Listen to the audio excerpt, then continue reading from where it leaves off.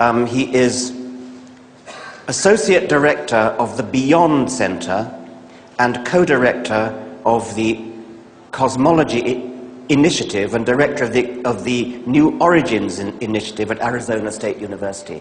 So the study of origins of all kinds, right across the board, from the origin of the universe to the origin of life to the origin of everything you can think of. What an amazingly exciting initiative to get started at a university. I'm delighted that Lawrence is talking to us today. Please welcome him. And I originally I talked to this Cornwall who was organizing this and told her what I was going to talk about and gave her several titles, and she thought they were too depressing, so she said, why don't you just make it We're All Fucked. But I decided not to use that title. I'm going to talk about our modern picture of cosmology and how it's changed our view of the universe, the past and the future. And in some sense, how that picture is clearly remarkable, and far more remarkable than the fairy tales that are made up in most religious situations. And the excitement of learning about the universe. And that, again, is so different than the sterile aspect of religion, where the excitement is apparently knowing everything, although clearly knowing nothing. Now, and the interesting person, the first person to actually show there had to be a Big Bang, was a Belgian priest who was also a physicist named Georges Lemaitre. And the really interesting thing about Lemaitre is when the Pope said that, Lemaitre wrote him a letter and said, stop saying that. Just really amazing for a priest, because he said this is a scientific theory. You can take it, if you believe in God and believe in Genesis, to validate your beliefs. But you can also take it to mean that, in fact, the laws of physics take us right back to the beginning of time without God. What you take from it depends upon your religious and metaphysical beliefs, but whatever you say, the Big Bang happened. And I think that's if we could just convince a lot of people of just that simple thing, that the universe is the way it is, whether we like it or not, I think we'd overcome a lot of problems in this country, and I have to waste far too much time on that. But anyway, okay, because the elements, the carbon, nitrogen, oxygen, iron, all the things that matter for evolution, weren't created at the beginning of time.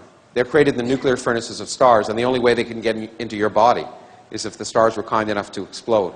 So forget Jesus. The stars died so that you could be here today. Okay? And anyway, when it's here, it looks like a new contribution of the energy and momentum of the universe. What could contribute a term like this? And we know the answer. Nothing. By nothing, I don't mean nothing, I mean nothing. If you take empty space, and that means get rid of all the particles, all the radiation, absolutely everything, so there's nothing there. If that nothing weighs something, then it contributes a term like this. Now, that sounds ridiculous. Why should nothing weigh something? Nothing is nothing. And the answer is nothing isn't nothing anymore in physics. Because of the laws of quantum mechanics and special relativity, on extremely small scales, nothing is really a boiling, bubbling brew of virtual particles that are popping in and out of existence in a time scale so short you can't see them. Now again, that sounds like philosophy, like counting the number of angels on the head of a pin, or religion, or something useless. I shouldn't say, Dan Dennett is here, I shouldn't say philosophy is useless. But zero is a number we can get beautifully in science. We use mathematical symmetries. Things cancel, equal and opposite things cancel all the time in science because of symmetries of nature. So we knew the answer. We didn't know what the symmetry was, but we knew the answer was zero. And we could go to bed at night, and that was fine. In cosmology, and then tell you how they completely changed our picture of the universe so that we understand that the universe we live in is the worst of all possible universes to live in. Okay, just so you know where we're heading. Just like Goldilocks, in a flat universe, it's just right. In fact, it's right now, we know, to an accuracy of better than 1%. The universe is flat. It has zero total energy, and it could have begun from nothing.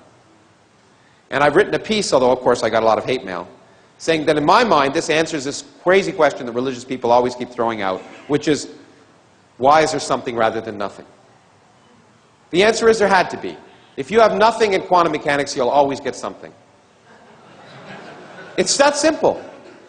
It doesn't convince any of those people, but it's true. Now, the largest energy in the universe, 70% of the energy in the universe, resides in empty space. And we don't have the slightest idea why it's there. Now, that's what I just said.